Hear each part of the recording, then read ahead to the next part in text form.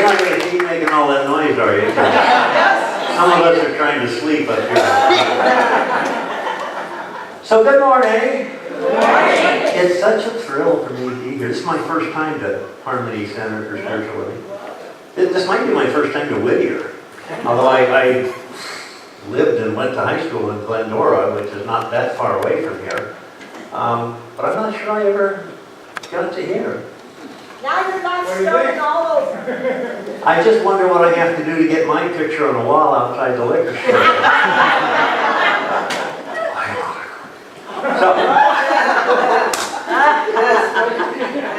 I kind of billed myself, no pun intended, well maybe there is, as Reverend Bill, S-O-M-E, Science of Mind Evangelist. I don't want to scare you with that, but remember, this is teaching of religious science of mind, and I think that it's way too big, like your big light, Dennis, is way too big to keep to ourselves. And I think that we need to share, and remember, it's not S-O-M-P, it's not science of mind,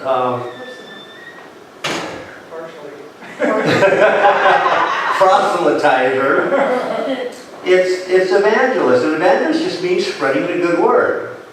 The good word, back in the day, 2,000 years ago, it was the gospel. It's still the gospel today, only we have a different connotation for that. But I think it's important to know, especially when we already live and are steeped in this tradition, knowing that there is one power, one presence, one consciousness from which all things come, within which all things live and move and have their being, and to which all things belong eternally and infinitely, which sets the stage for the peace that we're going to talk about. The talk title today being P is for peace.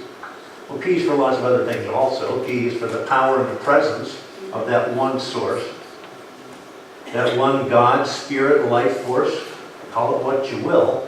I don't think it's important what we call it. We just need to understand that, as Ernest Holmes, the founder of Science of Mind, said so many years ago, and said probably lots of times right here on this stage, that there's a power in the universe greater than we are, and we can use it. So when we understand that, I don't know why we would keep it to ourselves. And I don't mean, going to the college campus or the liquor store or the grocery store and cornering some poor person by the meat market, and going on and on and on about it. But I think it should be done in the way of St. Francis of Assisi, who's, from which the entire Franciscan lineage comes. His philosophy, he lived the life. I think we'll all agree with that. His idea was, this was not an intellectual thing. Just like our Science of Mind teaching, this is not an intellectual thing. Okay? If we're going to be just intellectual and just mental and just wordy, we can't get there from here. But somebody summed up St. Francis's philosophy like this. They said, we should be constantly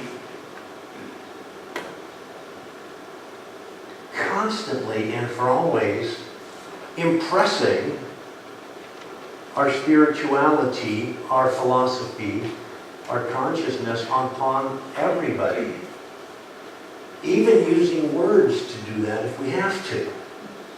So in other words, it's not about talking about it, it's about doing it. It's about the spiritual, there's that P word, practices. So P stands for practices also. Let me back up a little bit, because I think in order to get to the peace, which of course is our natural state. God is peace, God is love, God is joy, God is beauty, and I think all those words can almost be used interchangeably in most instances.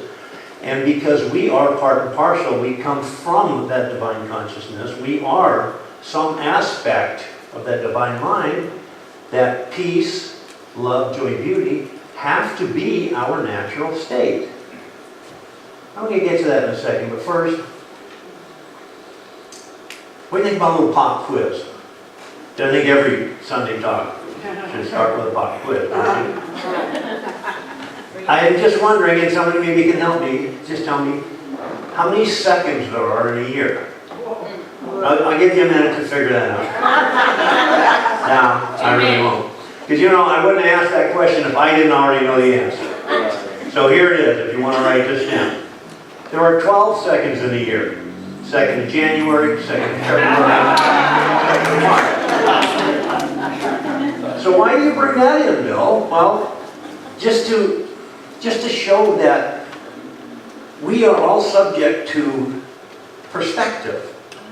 So none of us were thinking about one day a month, thinking our perspective, our conditioning is as we hear how many seconds, we're thinking, well, 60 seconds to a minute, 60 minutes to an hour, blah, blah, blah.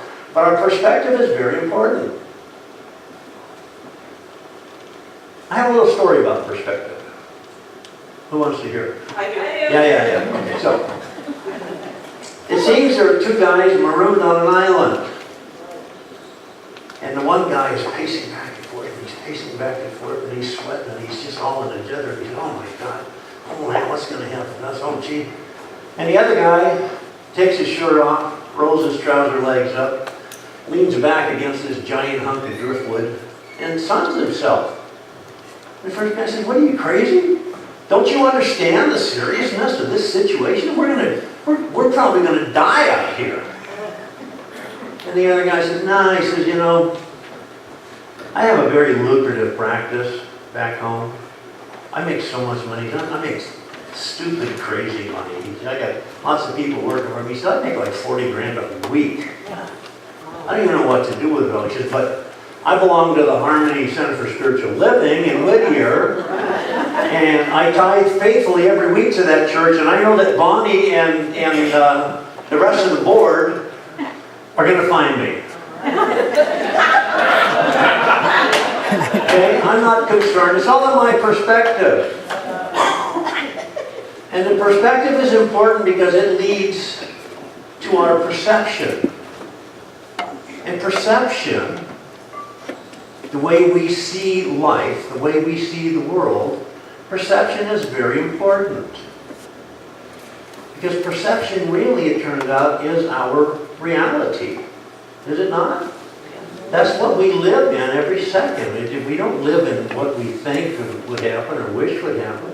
We live in the reality of what our perception shows us. So with the right perspective, that attitude takes us to a good perception of the world.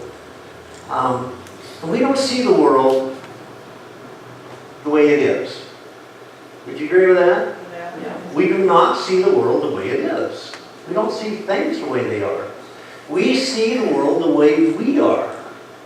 We see things the way we are. Filtered through the lenses of our prior conditioning. So our conditioning starts, I don't know, let's say immediately upon our birth.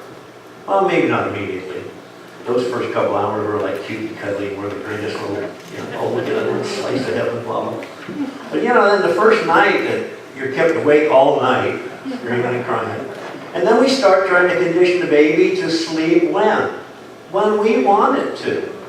And from there it gets to we want to dress the baby the way we want it to. And then as the child grows up, we as children grow up, we're conditioned by everybody, by our family, by our friends, by our preschool, by our kindergarten, by our peers in elementary school and high school and college.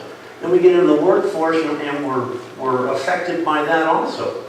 We are conditioned from every angle possible all the time.